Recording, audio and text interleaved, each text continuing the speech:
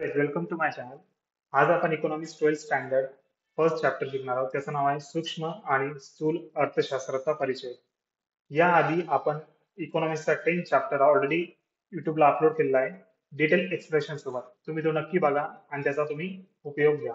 चला तर आपण चालू करूया. आपला फर्स्ट चॅप्टर त्याचं नाव आहे सूक्ष्म आणि स्थूल अर्थशास्त्राचा परिचय. Let's start.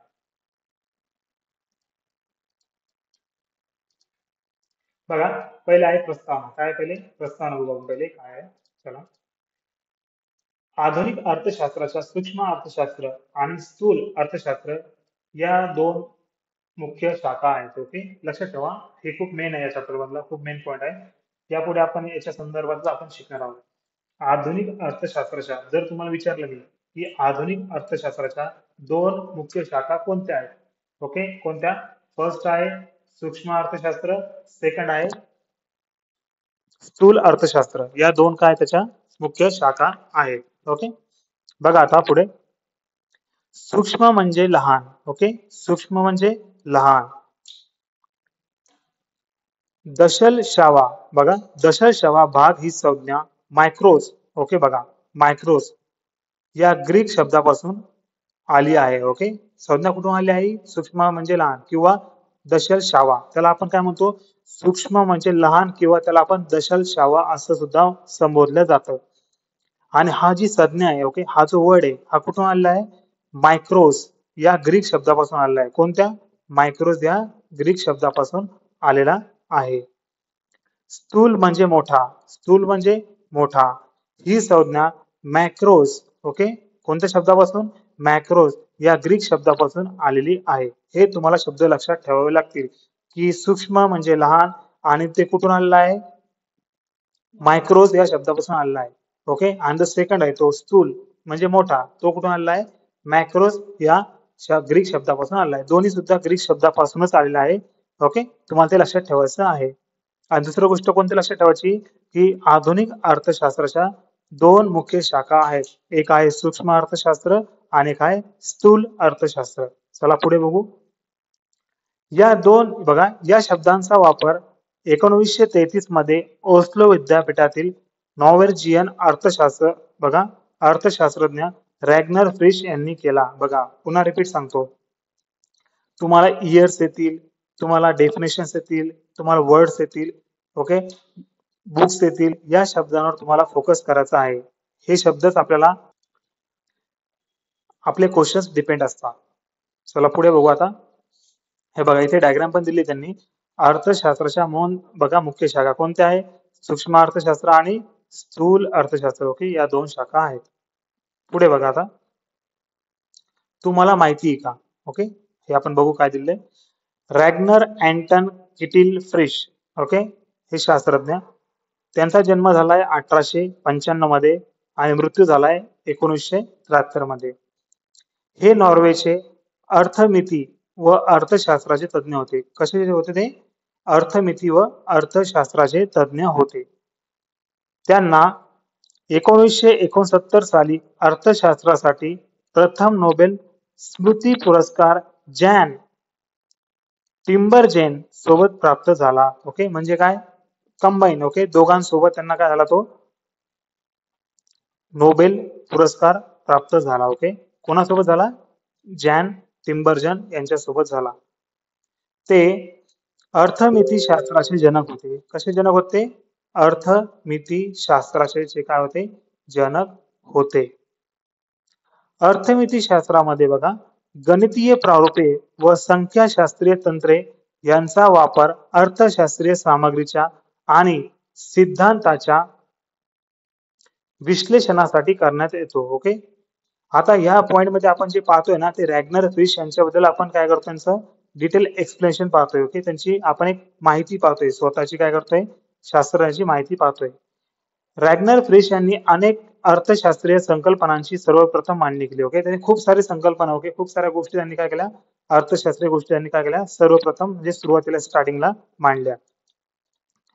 त्यांच्या व्यापार चक्रावरील लेखांमध्ये सर्वप्रथम वैयक्तिक उद्योग व उत्पादकांच्या अभ्यासाला सूक्ष्म अर्थशास्त्र म्हटले आणि समग्र अर्थव्यवस्थेच्या अभ्यासाला स्थूल अर्थशास्त्र असे म्हटले. ओके, ह्या पॉइंटवर लक्ष द्या बरं का. पुन्हा रिपीट करतो मी. त्यांच्या व्यापार चक्रावरील लेखांमध्ये सर्वप्रथम बघा वैयक्तिक उद्योग, ओके, आणि उत्पादकांच्या अभ्यासाला काय म्हटले ते सूक्ष्म अर्थशास्त्र असे म्हटले. आणि दुसरं काय म्हटले बघा, समग्र अर्थव्यवस्थेच्या अभ्यासाला स्थूल अर्थशास्त्र असे ते म्हटले. ओके, स्थूल आणि काय सूक्ष्म, ओके, हे ते म्हटले. बघा लक्ष द्या. पुन्हा पॉईंट बघा, पुन्हा पॉईंट आहे, तुम्हाला माहिती हवं बघा. काय माहिती हवं आपल्याला बघा, सूक्ष्म अर्थशास्त्राची ऐतिहासिक वाटचाल बघा. आता सूक्ष्म अर्थशास्त्राची ऐतिहासिक वाटचाल बघा कशी झाली. सूक्ष्मलक्षी आर्थिक विश्लेषण प्रथम विकसित केले गेले असून हा एक पारंपरिक दृष्टिकोन आहे. हा कसा एक पारंपरिक म्हणजे खूप दिवसांपासून चालत आलेला एक आहे दृष्टिकोन आहे. ओके, या विश्लेषण पद्धतीचा प्रारंभ सनातनवादी अर्थशास्त्रांच्या कालखंडात झालेला दिसतो. ओके, कधी झाला होता? ओके, हा प्रारंभ सनातनवादी अर्थशास्त्रांच्या कालखंडात झालेला दिसतो. पुढे बघा, यात ऍडम स्मिथ, डेव्हिड रिकॉर्डो, जे एस मिल इत्यादींचा समावेश होतो. ओके, या शास्त्रज्ञांचा याच्यामध्ये समावेश होतो. नवसनातनवादी बघा, नवसनातनवादी अर्थशास्त्रज्ञ प्राध्यापक मार्शल यांनी सूक्ष्मलक्षी आर्थिक विश्लेषण लोकप्रिय करण्याचे काम केले. कोणी केले लोकप्रिय करण्याचे काम? प्राध्यापक मार्शल यांनी काय केले, हे जे सूक्ष्मलक्षी आर्थिक विश्लेषण होते त्याला काय त्यांनी लोकप्रिय करण्याचे काम त्यांनी केले.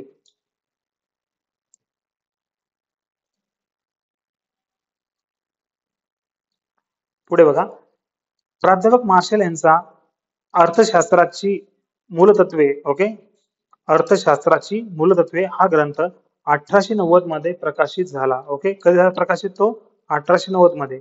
नाव काय होतं ग्रंथाचं? अर्थशास्त्राची मूलतत्वे. ओके, कोणी केला? तो प्राध्यापक मार्शल. हे असे क्वेश्चन तुम्हाला विचारू शकता बरं का. ते तुम्हाला घुमून फिरून सुद्धा क्वेश्चन ते विचारू शकता की प्राध्यापक मार्शल यांनी 1890 मध्ये कोणता ग्रंथ प्रकाशित केला?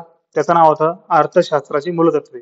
किंवा जे असं विचारू शकता, प्राध्यापक मार्शल यांचा अर्थशास्त्राची मूलतत्वे हा ग्रंथ कधी प्रकाशित झाला? ओके, 1890 मध्ये झाला. ओके, किंवा असं विचारू शकता, अर्थशास्त्राची मूलतत्वे हा ग्रंथ 1890 मध्ये प्रकाशित झाला, तो कोणाचा होता?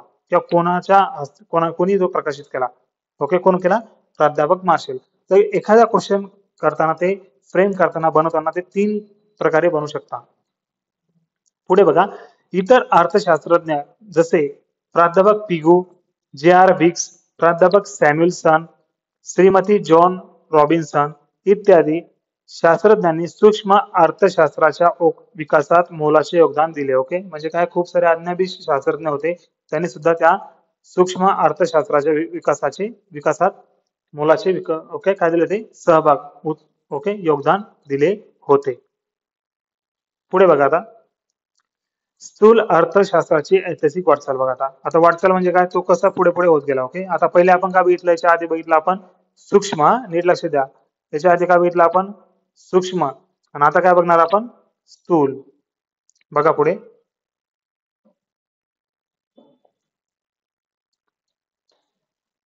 सूक्ष्म अर्थशास्त्र बघा, सूक्ष्म अर्थशास्त्राच्या उत्क्रांती अगोदर स्थूल अर्थशास्त्र हा दृष्टिकोन अस्तित्वात होता. बघा बरं का, ही सूक्ष्म अर्थशास्त्राच्या उत्क्रांतीच्या अगोदर बरं का, म्हणजे सुरुवातीला काय होतं? स्थूल होतं आणि त्यानंतर काय आलं?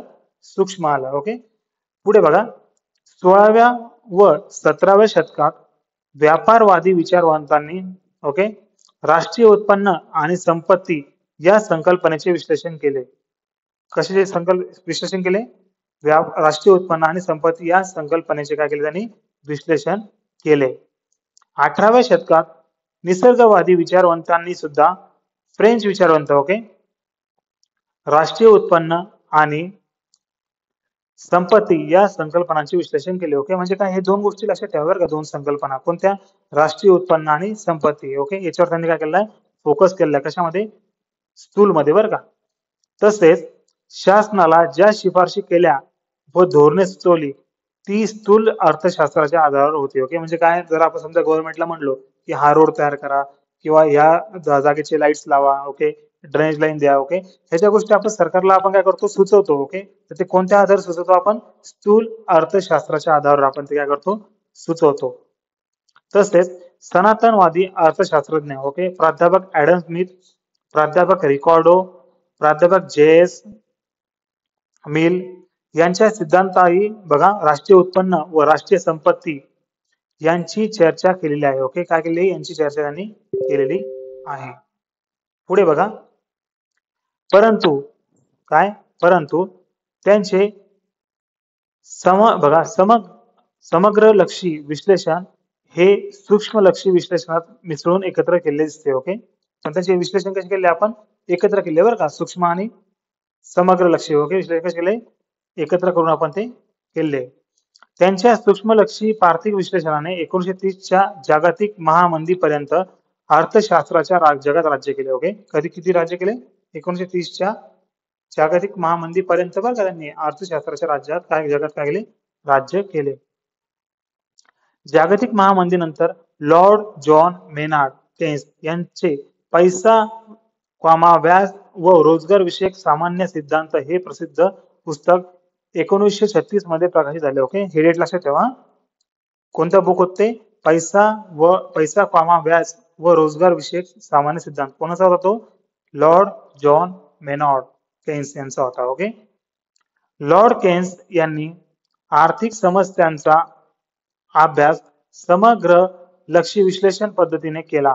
ओके, त्यामुळे समग्र लक्षी दृष्टिकोनाच्या विकासाचे श्रेय हे लॉर्ड केन्स यांना दिले जाते. ओके, ते श्रेय कोणाला दिले जाते, लॉर्ड केन्स यांना दिले जाते. लॉर्ड केन्स यांच्या व्यतिरिक्त माल्थस, विक्सेल, वोल्रा, आयविंग फिशर इत्यादी अर्थशास्त्रज्ञांचे स्थूल अर्थशास्त्राच्या विकासात मोलाचे योगदान आहे. ओके, त्यांचे सुद्धा काय होते, मोलाचे योगदान आहे. हे जे पॉइंट आपण आता जे बघितले, ओके, कोणते तुम्हाला माहिती आहे का, तुम्हाला माहित हवं. ओके, हे एक्झामला विचारलेच, हे काही कन्फर्म नाहीये. ओके, पण हे तुमच्या एक्स्ट्रा नॉलेज साठी, किंवा मग एखाद्या वेळेस जर क्वेश्चन जर विचारला रिकाम्या जागामध्ये, फिल इन द ब्लँक म्हणतो आपण. ओके, किंवा मॅच द पेअर्स जोड्या नावामध्ये. ओके, तो एमसीक्यू प्रकारे विचारू शकता, म्हणून आपण हा पॉइंट सुद्धा घेतलेला आहे. ओके, याच्याकडे पण तुम्हाला लक्ष द्यायचं आहे. चला गाइस, आपण पुढे बघूया. पुढचा पॉइंट आहे आपला सूक्ष्म अर्थशास्त्राचा अर्थ. ओके, सूक्ष्म अर्थशास्त्राचा अर्थ. चला बघूया याच्यामध्ये काय दिलंय. सूक्ष्म म्हणजे वस्तूचा लहान भाग. ओके, सूक्ष्म म्हणजे काय, एखाद्या वस्तूचा लहान भाग किंवा हिस्सा होय. म्हणजे आपण म्हणतो ना, एखादी गोष्ट समजा. ओके, तर त्या गोष्टीचा एखादा लहानसा भाग किंवा हिस्सा, त्याला काय म्हणायचं आपण, सूक्ष्म असं म्हणायचं.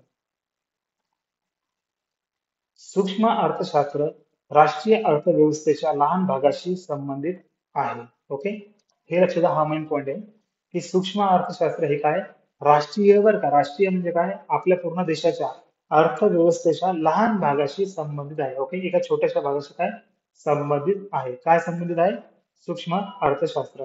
पुढे बघा, सूक्ष्म अर्थशास्त्रात वैयक्तिक उपभोक्ता, वैयक्तिक उत्पादक किंवा पेढी, विशिष्ट वस्तूची किंमत किंवा घटकांची किंमत यांसारख्या वैयक्तिक घटकांच्या आर्थिक क्रिया व वर्तनाचा अभ्यास केला जातो.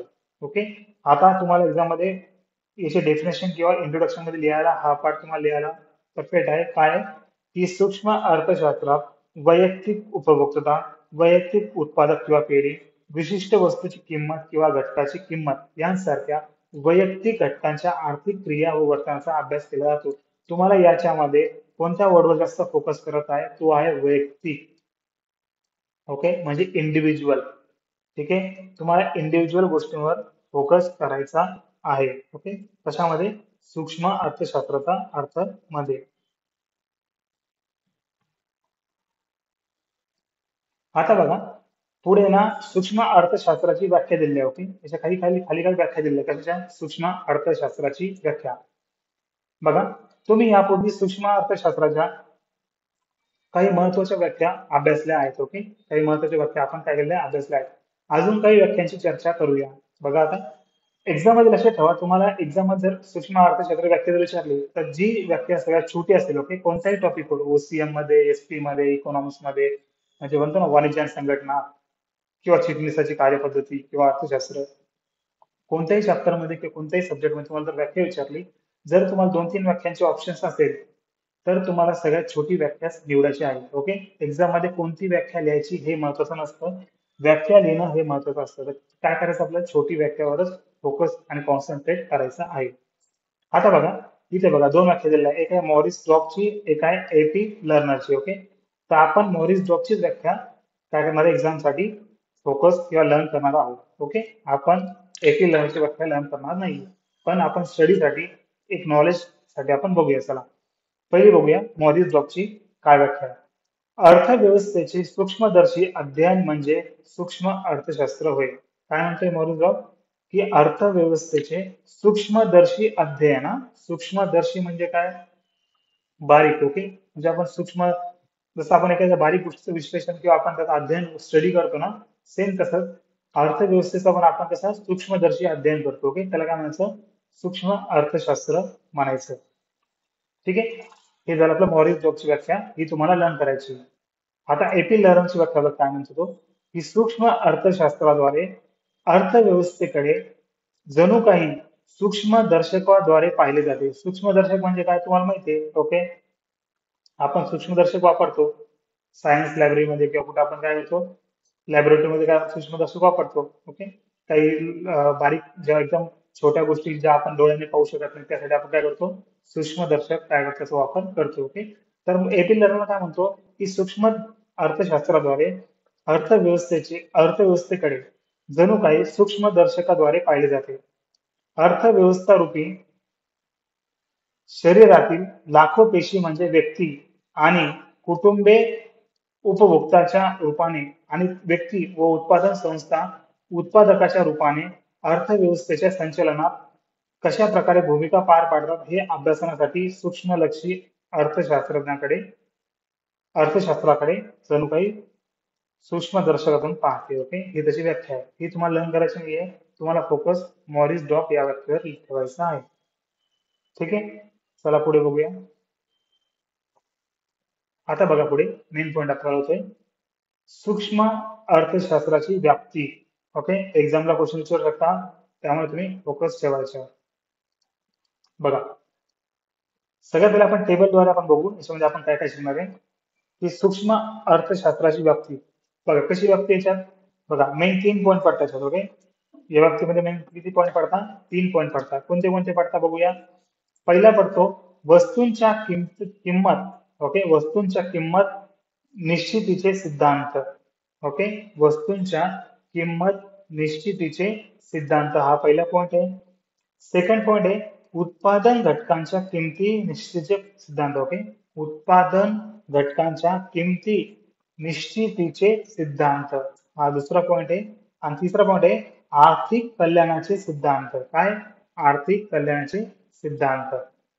आता बघा त्याच्यानंतर नाही का, त्याच्यामध्ये काही सब पॉईंट पण दिले. ओके, जो पहिला पॉईंट बघितला आपण कोणता, वस्तूंच्या किंमत निश्चितीचे सिद्धांत, याच्यात पहिला पॉईंट कोणता आहे तो. ओके, त्याच्यातले सब पॉईंट मध्ये दोन दोन आहे बघा, एक आहे मागणीचे विश्लेषण आणि काय पुरवठ्याचे विश्लेषण. ओके, म्हणजे काय, मागणी म्हणजे काय डिमांड आणि पुरवठा म्हणजे काय सप्लाय. ओके, मागणीचे विश्लेषण आणि पुरवठ्याचे विश्लेषण हे दोन पॉईंट कशामध्ये, वस्तूंच्या किंमत निश्चितीचे सिद्धांतामध्ये आहे.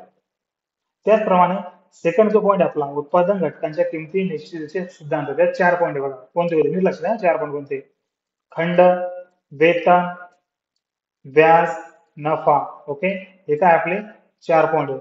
कोणते कोणते, खंड, वेतन, व्याज, नफा. ठीक आहे, याच्यामध्ये बघा वेतन म्हणजे काय, पगार.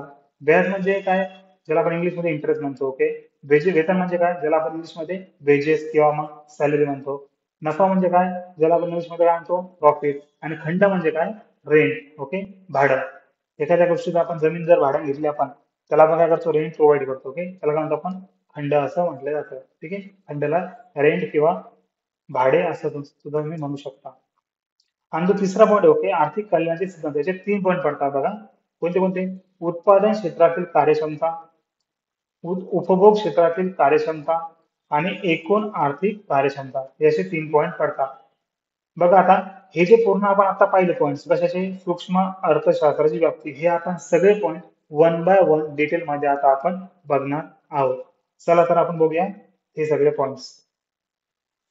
बघा, पहिला पॉइंट आहे आपल्या लक्षात, कोणता आहे तो? वस्तूंच्या किंमत निश्चितीचे सिद्धांत. वस्तूंच्या किंमत निश्चितीचे सिद्धांत. बघा काय आता, हे बघा सिंपल भाषेत तुम्हाला सांगतो, कोणत्याही वस्तूची किंमत ही कशी ठरवली जाते, ओके, ते आपण याच्यामध्ये बघणार. ठीक आहे, समजा बघा एखादा मोबाईल 15,000चा आहे, एखादा मोबाईल 20,000चा आहे, एखादा मोबाईल 50,000चा आहे, किंवा 1 लाखाचा आहे, 1.5 लाखाचा आहे, 2 लाखाचा आहे. हे जे प्राइस जे ठरवलं जातं ना, ते कशा प्रकारे ठरवलं जातं, त्यातले काय गोष्टीच्या म्हणजे कोणते कंटेंट किंवा कोणते फॅक्टर्स त्यामध्ये गोष्टींशी संबंधित असतात, ते आपण याच्यामध्ये या पॉइंट मध्ये बघणार आहोत. बघा आता, वैयक्तिक वस्तूंच्या किमती, वैयक्तिक म्हणजे एखाद्या वस्तूची किंमत.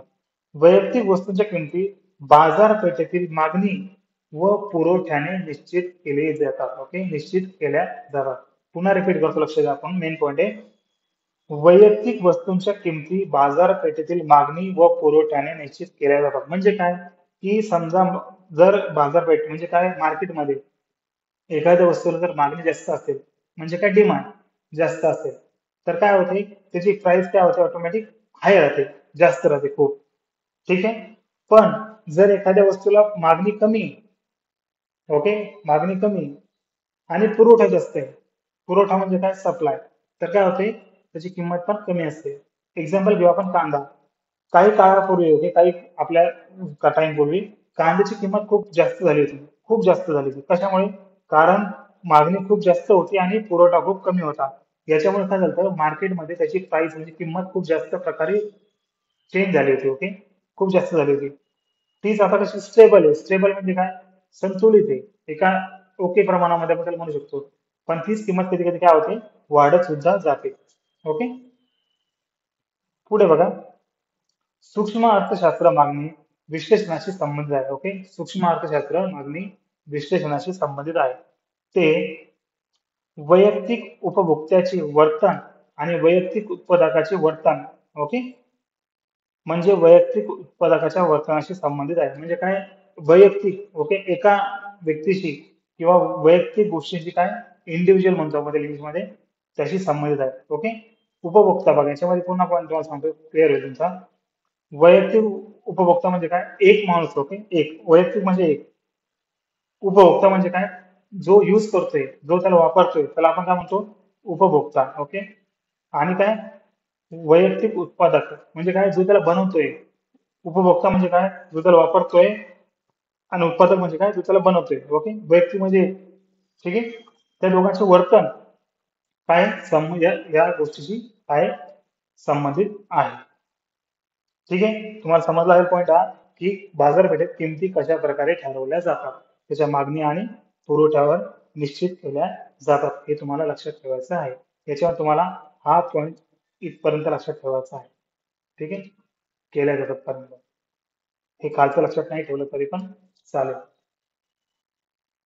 पुढचा पॉईंट बघा, उत्पादन घटकांचा किंमत निश्चितीचे सिद्धांत. ओके, उत्पादन घटकांचा किंमत निश्चितीचे सिद्धांत. आता काय बघा याच्यात, बघा, सूक्ष्म अर्थशास्त्रात, ठीक आहे, सूक्ष्म अर्थशास्त्रात भूमी म्हणजे जमीन, श्रम म्हणजे जे आपण काम करतो, ओके, कष्ट, भांडवल म्हणजे काय, कॅपिटल, कारण इंग्लिशमध्ये काय म्हणतो आपण, कॅपिटल म्हणतो, आणि संयोजक म्हणजे काय, एंटरप्रेनर. ओके, त्याला आपण इंग्लिशमध्ये एंटरप्रेनर सुद्धा म्हटलं जाते. ओके, काय, एंटरप्रेनर सुद्धा म्हटल्या जाते.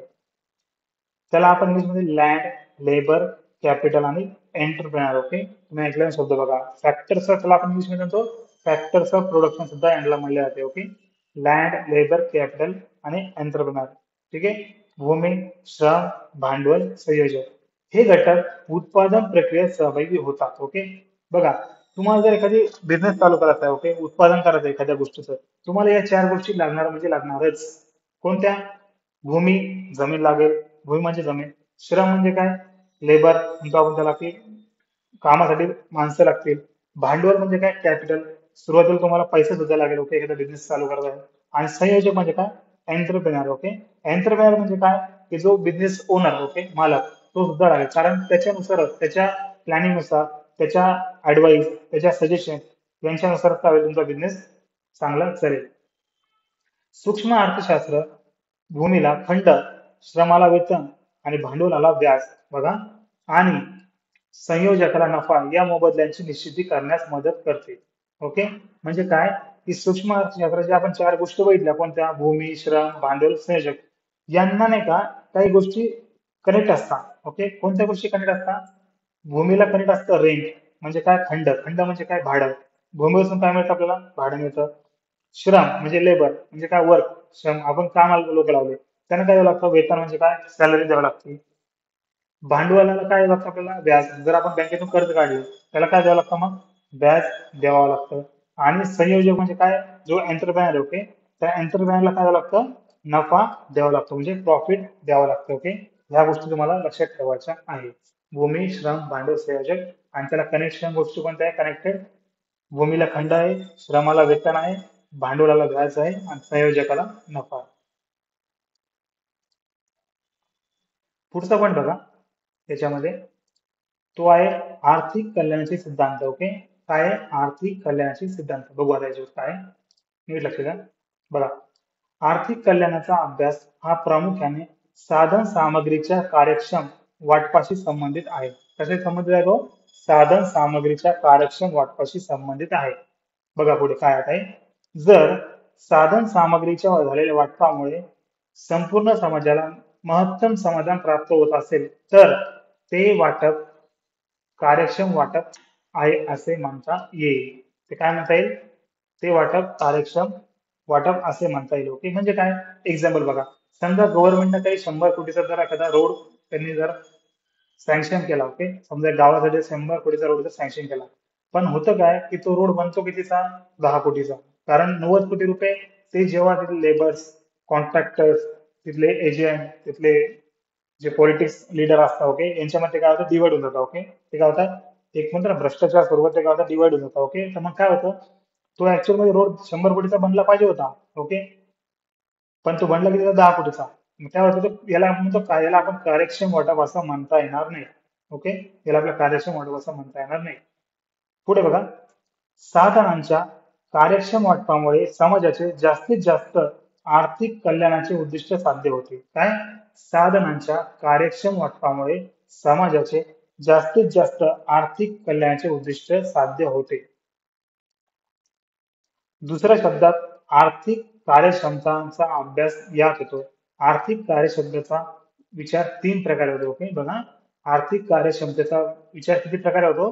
तीन प्रकारे होतो. कोणते प्रकार ते बघू आपण आता वन बाय वन. बघा, पहिला प्रकार आहे उत्पादन क्षेत्रातील कार्यक्षमता. ठीक आहे, म्हणजे काय? जे उत्पादन बिझनेस, लोक जे बिझनेस करतात ते. ओके, सेकंड आहे उपभोगाच्या क्षेत्रातील कार्यक्षमता, म्हणजे काय? जे लोक युज करतात. ओके, जे बिझनेस बनवतात आणि प्रोडक्ट्स व गुड्स किंवा सर्व्हिसेस, ओके, वस्तू व सेवा जे काही बनवतात बिझनेस, त्यांचा जो उपयोग म्हणजे काय? जे त्याचा युज करतात. ओके, त्याला काय म्हणतात आपण? उपभोग. ओके, तर उपभोगाच्या क्षेत्रातील कार्यक्षमता. आणि तिसरं काय? दोघांचा मिक्स, म्हणजे काय? एकूण आर्थिक कार्यक्षमता, म्हणजे उत्पादन पण आणि उपभोग पण. त्यातलं पहिलं आपण बघणार आता, ते आहे आपलं काय? उत्पादन क्षेत्रातील कार्यक्षमता. बघा, उत्पादन क्षेत्रातील कार्यक्षमता म्हणजे उपलब्ध साधन सामग्रीच्या मदतीने जास्तीत जास्त उत्पादन घडवून आणणं. ओके, बघा, उत्पादन क्षेत्र कार्यक्षमता म्हणजे काय? की उत्पादन क्षेत्रातील म्हणजे काय? जे आपण मॅन्युफॅक्चर, इंग्लिश मध्ये म्हणतो मॅन्युफॅक्चरिंग. ओके, म्हणजे बनवणे, एखादी गोष्ट उत्पादन म्हणजे बनवणे, नवीन गोष्ट बनवणे, कच्च्या मालापासून पक्का माल बनवणे. ओके, उत्पादन क्षेत्रातील कार्यक्षमता म्हणजे उपलब्ध साधन सामग्रीच्या मदतीने जास्तीत जास्त उत्पादन घडवून आणणे. म्हणजे काय? जेवढी आपल्याकडे साधन सामग्री आहे, जेवढ्या आपल्याकडे गोष्टी आहे, म्हणजे कच्चा माल आहे, त्या कच्च्या मालातून आपल्याला जास्तीत जास्त काय करायचं आहे? पक्का माल बनवायचा आहे. याला काय म्हणायचं? उत्पादन क्षेत्रातील कार्यक्षमता. सेकंड पॉईंट बघा, उपभोगाच्या क्षेत्रातील कार्यक्षमता. याचा अर्थ काय आता आपण बघा, संपूर्ण समाजाचे जास्तीत जास्त समाधान होईल. ओके, बघा, आता संपूर्ण समाजाचे बरं का जास्तीत जास्त समाधान होईल अशा पद्धतीने उत्पादित वस्तू व सेवांचे लोकांमध्ये वितरण होणे. म्हणजे काय? लोकांपर्यंत त्या गोष्टी पोहोचल्या पाहिजे, त्याने त्याचा तेव्हा उपभोग म्हणजे काय? त्याचा यूज झाला पाहिजे. तेव्हा काय होईल? मग लोकांमध्ये काय होईल? जास्तीत जास्त काय होईल? समाधान म्हणजे काय? सॅटिस्फॅक्शन काय होईल? त्यांना प्राप्त होईल. ओके, याचा अर्थ असा आहे. तिसरा पॉईंट बघा त्याच्यामध्ये, एकूण आर्थिक कार्यक्षमता. काय बघू आता, बघा लक्ष द्या. लोकांना सर्वाधिक प्राधान्याने, ओके, प्राधान्य म्हणजे काय, प्रायोरिटी. ओके, पहिले आपण त्याला चॉईस करतो ते, ओके, प्राधान्य. बघा, लोकांना सर्वाधिक प्राधान्याने हव्या असणाऱ्या वस्तूंचे उत्पादन होणे. ओके, म्हणजे काय, ज्या गोष्टी लोकांना ज्याची सर्वात जास्त नीड असते, गरज असते, ओके, त्यांची नाही का, त्यांना काय केलं पाहिजे, त्यांना त्यांचं उत्पादन झालं पाहिजे. म्हणजे कोणत्या, जेवण म्हणजे आपण त्याला अन्न म्हणतो, वस्त्र, कपडे, निवारा, त्यांना घर राहायला, ओके, एज्युकेशन, हेल्थ, ओके, आरोग्य या गोष्टी कशा राहतात, त्यांना भेटल्या पाहिजे. पुढे बघा, या कार्यक्षमता साध्य करण्याच्या दृष्टीने आवश्यक असणाऱ्या अटींचे विवेचन सूक्ष्मलक्षी अर्थशास्त्रात केले जाते. ओके, म्हणजे काय, या सगळ्या गोष्टी आपण ज्या पाहिल्या, आता 3 पॉईंट पाहिले, याच्यामध्ये ज्या गोष्टी गरजेच्या असतात, ज्या गोष्टीच्या अटी असतात, ओके, ते रूल्स रेग्युलेशन असतात, त्या सगळ्या कुठे पाहणार, कुठे असतात, ते सूक्ष्मलक्षी अर्थशास्त्रात केले जातात. ओके, बघा आता, सूक्ष्मलक्षी अर्थशास्त्राचा अभ्यास हे प्रामुख्याने किंमत, सिद्धांत व साधन सामग्रीचे वाटप यांच्याशी संबंधित आहे. ओके, सूक्ष्मलक्षी अर्थशास्त्राचा अभ्यास प्रामुख्याने कशा संबंधित आहे, किंमत, सिद्धांत व साधन सामग्रीचे वाटप या गोष्टींशी काय संबंधित आहे. सूक्ष्म अर्थशास्त्र या शाखेत संपूर्ण अर्थव्यवस्थेशी संबंधित समग्र परिणामांचा अभ्यास केला जात नाही. या शाखेत बेकारी म्हणजे अनएम्प्लॉयमेंट म्हणतो आपण इंग्लिश मध्ये त्याला, जॉब, जसं बेकारी म्हणतो जॉब नसणे, दारिद्र्य म्हणजे गरिबी, उत्पन्नाची विषमता. ओके, म्हणजे काय, उत्पन्न खूप सेम नाही सगळ्यांचं, काहींचं 2 लाख आहे वार्षिक, काहींचं 4 लाख आहे, काहींचं 30 लाख, काहींचं 40 लाख. ओके, म्हणजे काय विषमता, म्हणजे काय, डिफरन्स आहे, म्हणजे काय, डिफरन्स आहे, कमवण्यामध्ये मग कसा डिफरन्स आहे प्रत्येकाच्या. राष्ट्रीय पातळीवरील आर्थिक समस्यांचा अभ्यास केला जात नाही. ओके, म्हणजे काय, राष्ट्रीय पातळीवर जे काही समस्या असतात त्या या सूक्ष्मलक्षी अर्थशास्त्रामध्ये कसा अभ्यास केला जात नाही. याच्यामध्ये आपण कसं आहे, एक पर्टिक्युलर इंडिव्हिज्युअल गोष्टींचा अभ्यास करतो, नॅशनल लेवलला आपण याचा अभ्यास करत नाही. आर्थिक वृद्धीचे सिद्धांत, व्यापार चक्राचे सिद्धांत, मौद्रिक व राज्य वित्तीय धोरणे इत्यादींचा अभ्यास सूक्ष्म अर्थशास्त्राच्या कक्षे बाहेर आहे, याच्यामध्ये तो केला जात नाही. ओके, सो गाईज, आपण आता इथपर्यंत चॅप्टर झालेला आहे. हा आपला पार्ट 1 कम्प्लीट होत आहे. पार्ट 2 मध्ये आपण पुढचा म्हणजे काय, सगळ्यात मेन पॉईंट याच्यामधला तो आहे सूक्ष्म अर्थशास्त्राची वैशिष्ट्ये. हा फेमस क्वेश्चन आहे एक्झाम मध्ये विचारायला, तर हे आपण पाहणार आहोत. तर तुम्ही नक्की दृष्टी अकॅडमी या चॅनलला सबस्क्राईब करा. यामध्ये आपण कॉमर्स रिलेटेड सगळे सब्जेक्टचे आपण व्हिडिओज अपलोड करणार आहोत. त्यासोबतच आपण एक ग्रामर लिस्ट, ओके, एक प्लेलिस्ट सुद्धा आपण तिथे तयार करत आहोत. त्याचा सुद्धा तुम्ही फायदा घ्या, ज्यामध्ये आपण ग्रॅमॅटिकलचे सर्व टॉपिक्स कव्हर करणार आहोत. ठीक आहे, दृष्टी अकॅडमी चॅनलला नक्की सबस्क्राईब करा आणि तुमच्या फ्रेंड्सला किंवा फ्रेंड्सला सुद्धा शेअर करा व्हिडिओ आणि लाईक करा. आणि जर काही इश्यू असेल, कमेंट असेल, तर तुम्ही ते कमेंट बॉक्समध्ये तुम्ही तो टाकू शकता. So thank you so much guys for watching this video. भेटूया आपण नेक्स्ट पार्ट मध्ये. Thank you so much.